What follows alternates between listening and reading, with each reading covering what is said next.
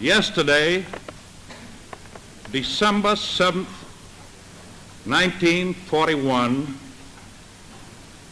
a date which will live in infamy.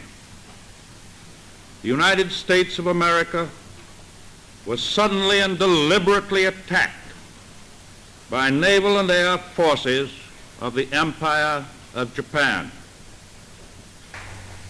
I ask that the Congress declare that since the unprovoked and dastardly attack by Japan on Sunday, December 7th, 1941, a state of war has existed between the United States and the Japanese Empire.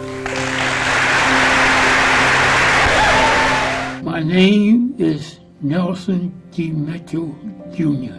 Aaron W. Cook. My name is Len Munger. My name is James Leavelle, and I was 21 years old at the time of Pearl Harbor in 1941. On December the 7th, I was a third-class petty officer. I was a medic, and I was the old term for a medic was a pharmacist mate. It never occurred to me, and I don't think any of my buddies, that they were going to fight a war. They had a good job in the Navy because at the end of the month you got paid.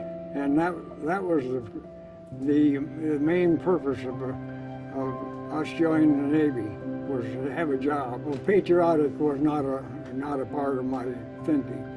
Blacks could only do cook and wait on the officer, but they had to be, if you just come in the Navy, especially blacks, you didn't do that. You had to wait till you got some more training. And then we had one place they called the stewards. The stewards was one that made up the menu, cooked the dinner, made the meals for the officers. We laid out their clothes and whatever they needed. By being an officer, that's what we did.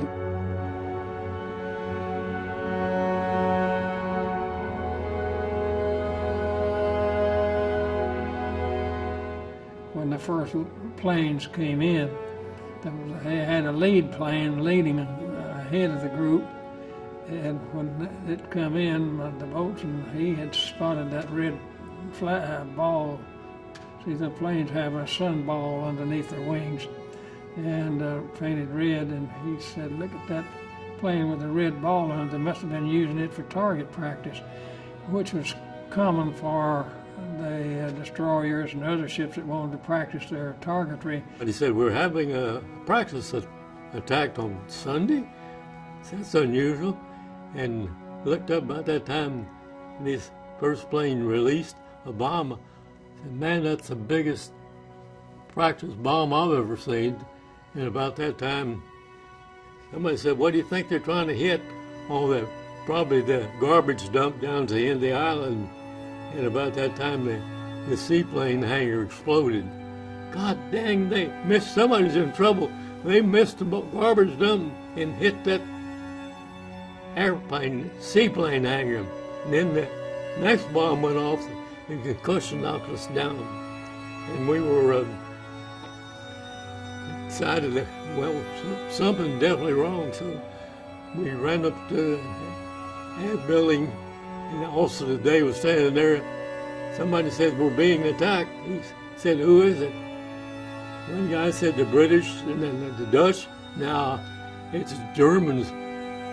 Nobody even had a clue it was the Japanese. When they attacked, we didn't know what was happening because the ship was shaking that Sunday morning, and I had to go. I had my skippers on, and I said, well, let me go up and see what's happening. The first order that they gave us was knock out all the windows. Well, that sounds like a strange deal, but if a bomb goes off outside, the glass from the windows is shrapnel. I mean, it's just as deadly as a bomb would be. So we started knocking out windows, And about that time, this Marine came up to me and said, "Hey, Cook," he said, "you're a machine gunner, aren't you?" I said, "Yeah." He said, could you come with us? We need somebody to man the machine gun." When I saw the first Japanese Zero plane peel off and drop a bomb down the stack of the Arizona, I knew it was for real from then on in. It burst into white flames, and all hell broke loose at that moment, because you had the planes were starting to ground our ships into the water. There was two attacks. One about 30 minutes after the other one, and but of course the Japanese primary target was to knock out the aircraft carrier, but being they were not there, they had extra ammunition, and the Oklahoma was right down in front of us there, and it was hit with 9 torpedoes and 4 bombs. So, needless to say, there was a lot of action going on.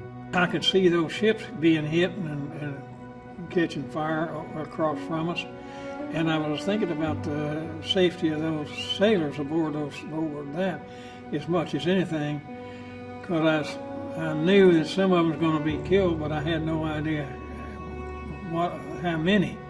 And of course, that goes through your mind when you see what's happening to some of the ships, and we could see all of them just about from where we were. I volunteered to do whatever they needed, and I had no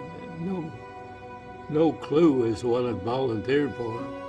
So there was a crew boat pulled up to the landing, and I got in it, and we started out, and what we were doing was pulling bodies out of the bay. We gathered up these bodies and put them in what we referred to as mattress sacks. And as we put these bodies in there, we took the tags and tied them around the end. And then we took the bodies over to the submarine landing, and when we got there, the bodies were lined up like cordwood up to the length of the submarine. I really think that Pearl Harbor, as compared to some of the more difficult places, like the island hopping and Iwo Jima, Guadalcanal, I think Pearl Harbor was a walk in the park. And if you got through the first half an hour or an hour, then you were home free, and you wouldn't be facing death anymore.